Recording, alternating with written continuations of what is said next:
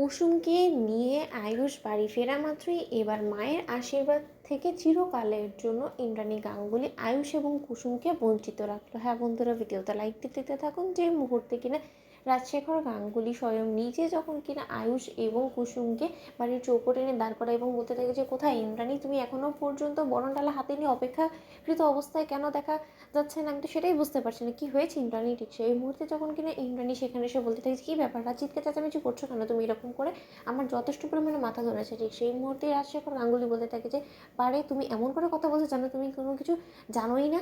আজকে তোমার বড় ছেলে এবং বড় ছেলের বউ বাড়ির চৌকটে এসে তোমার জন্য অপেক্ষাকৃত অবস্থায় দাঁড়িয়ে আছে এবং তুমি ওদের জন্য বরণডালা হাতে নিয়ে এখনও পর্যন্ত দাঁড়ানি কেন, আমি সেটা জিজ্ঞেস করতে চলেছি।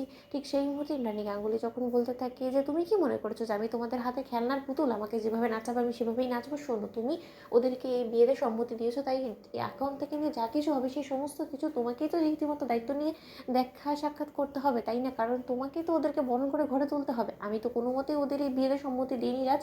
তাহলে তুমি এটা ভাবলে কী করেছো? আমি ওদেরকে নিজ হাতে বরণ করে ঘরে তুলবো এবং তার থেকেও বড় কথা একটা, আমি আমার সিদ্ধান্ত যেটা আমি সেটা তোমাকে জানিয়ে রাখছি যে তোমার ছেলের বউ এবং ছেলে যদি এই বাড়িতে থাকে তাহলে আমি এই বাড়ি থেকে বেরিয়ে যাব এবং আমি বৃদ্ধাশ্রমে যাব। কারণ এক বাড়িতে এক ছাদের তলায় কোনো মতে মালিক পক্ষ এবং কাজের মেয়ে বসবাস করতে পারে না, কারণ সেটা ইন্দ্রাণী গাঙ্গুলি স্ট্যাটাসে শোভা পায় না। ঠিক সেই সময় রাজশেখর গাঙ্গুলি বলতে থাকে যে তুমি ভুলে যাও না ইন্দ্রাণী গাঙ্গুলি, যে এখন যাকে তুমি কাজের মেয়ে বলে অপমান করছো সেই এক সময় তোমার জীবন রক্ষা করেছে, এই বাড়ির প্রত্যেক কটা সদস্যকে রক্ষা করেছে সমস্ত ধরনের বিপদ আপদ থেকে, এবং তার পাশাপাশি ও এই বাড়ির রক্ষা কবচ, এবং এই সমস্ত কিছু তুমি এক নিমেষে ভুলে গেলে। ঠিক সেই সময় ইন্দ্রাণী গাঙ্গুলি বলতে থাকে যে না, আমি কোনো কিছুই ভুলিনি, তার জন্য ও যত টাকা আমার কাছ থেকে চাইবে আমি ওর মুখে ছুড়ে দিতে রাজি আছি। কিন্তু তাই বলে আমার ছেলে, যাকে কিনা আমি অ্যাব্রড থেকে গ্র্যাজুয়েট করিয়ে এনেছি, যাকে কিনা আমি নিজ হাতে ধরে আমি বিজনেস শিখিয়েছি, একটা বিজনেস টাইকুনের জন্য আমি কোনো মতে বাড়ির কাজের মেয়েকে অন্তত তার জীবনসঙ্গী হিসেবে আমি বরণ করে ঘরে তুলতে পারবো না। তার জন্য